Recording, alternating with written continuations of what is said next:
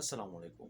एक सवाल जो मुझसे सबसे ज़्यादा पूछा जाता है कि वो भाई जो हज, उम्रा या विज़िट वीज़ा पर डिपोर्ट हो जाते हैं तो वो कितने साल बाद सऊदी अरब आ सकता है?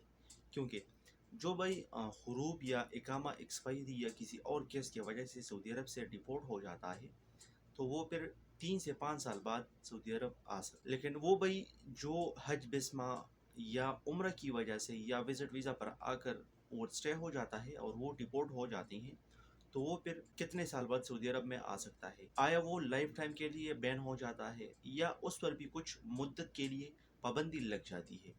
तो आज इसी वीडियो में हम इसी बात के हवाले से वजाहत करेंगे।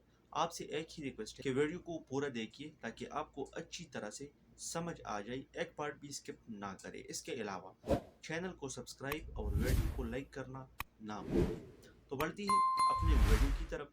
देखो दोस्तों, जब भी आपके ऊपर खुरूब होता है या इकामा एक्सपायरी होती है तो पहले ऐसा हुआ करता था कि उस केस में भी आप सऊदी अरब पर परमानेंटली बैन हो जाते थे। लेकिन वक्त के साथ साथ सऊदी गवर्नमेंट ने हालात में थोड़ी नरमी कर दी थी और कानून को थोड़ा आसान कर दिया था। अब आप लाइफ टाइम के लिए बैन नहीं होंगे, आप पर 3 से 5 साल तक पाबंदी लग जाती है। ये मैं बात कर रहा हूँ खुरूब या इकामा एक्सपायरी के हवाले से, जिनके ऊपर खुरूब लगा हुआ हो या इकामा एक्सपायर हो। लेकिन यहाँ पर आप एक बात याद रखिए, जब भी आप खुरूब या इकामा एक्सपायरी की वजह से डिपोर्ट हो जाते हैं तो आप 3 साल बाद ना आया करें, क्योंकि उसमें से थोड़ा रिस्क होता है।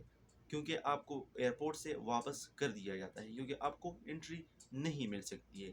पाबंदी तो वैसे 3 साल के लिए है, लेकिन रिस्क ये है कि आपको फिर एंट्री नहीं मिलेगी।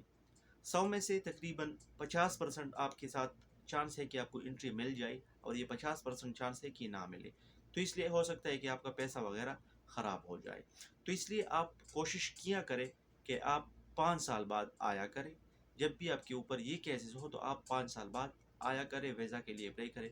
आप पर कोई पाबंदी नहीं होगी, आपके लिए कोई टेंशन नहीं होगा। अब बात करते हैं वो भाई जिससे हज फिंगर्स लगे हो या उम्र की वजह से डिपोर्ट हो गए हो या यहाँ पर विजिट वीज़ा पर आया था और विजिट वीज़ा की वजह से वो ओवर स्टे होकर डिपोर्ट कर दिया गया हो, तो वो कितने साल बाद आ सकता है? देखो दोस्तों, जब आपको इन सूरतों में डिपोर्ट करवा दिया जाता था, यानी हज बिस्मा की वजह से हज के लिए गए थे गैर कानूनी तरीके से और आपसे फिंगर लगकर आपको डिपोर्ट करवा दिया गया हो, या उम्रा पर आए थे और आप ओवर स्टे हो गए हो, या विजिट वीज़ा पर आए थे और आप ओवर स्टे हो गए थे, तो आपको फिर लाइफ टाइम के लिए बैन करवा दिया जाता था। ये नहीं, आप सऊदी अरब में किसी वीज़ा पर भी नहीं आ सकते थे। ना वर्क वीज़ा के लिए आ सकते थे, ना उम्रा के लिए, ना हज के लिए और ना विजिट वीज़ा के लिए। आप पर पाबंदी लाइफ टाइम के लिए लग जाती थी।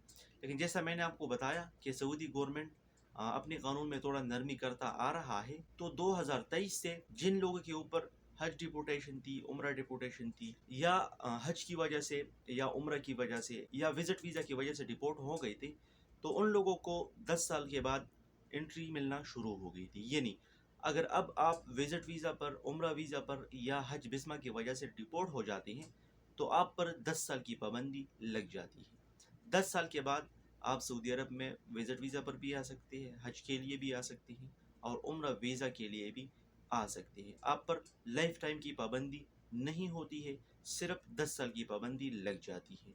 तो जिन भाइयों के दिलों में, या ज़्यादातर भाई मुझसे कमेंट सेक्शन में यही पूछते हैं कि हज बिस्मा या उम्रा वाला क्या करें, वो कितने साल बाद सऊदी अरब आ सकते हैं, तो मैं आपको बताता चलूँ कि आप 10 साल बाद आ सकते हैं। आपको 10 साल तक वेट करना पड़ेगा। इससे पहले अगर आपको कोई बताए कि मैं आपको सऊदी अरब भेज सकता हूँ, आप वीज़ा पर जा सकते हैं, तो ये बिल्कुल गलत बात है। किसी की बातों में ना आया करें, क्योंकि इससे आपका पैसा भी ज़ाया हो सकता है और आपका वक्त भी ज़ाया हो सकता है। होप आपको ये इन्फॉर्मेशन अच्छी लगी होगी। अगर आपको इन्फॉर्मेशन अच्छी लगी हो तो इस वीडियो को अपने दोस्तों के साथ भी ज़रूर शेयर कीजिए, क्योंकि बहुत से दोस्तों का यही मसला होता है, उनके दिलों में यही सवाल होता है ताकि उनको आगाही हो।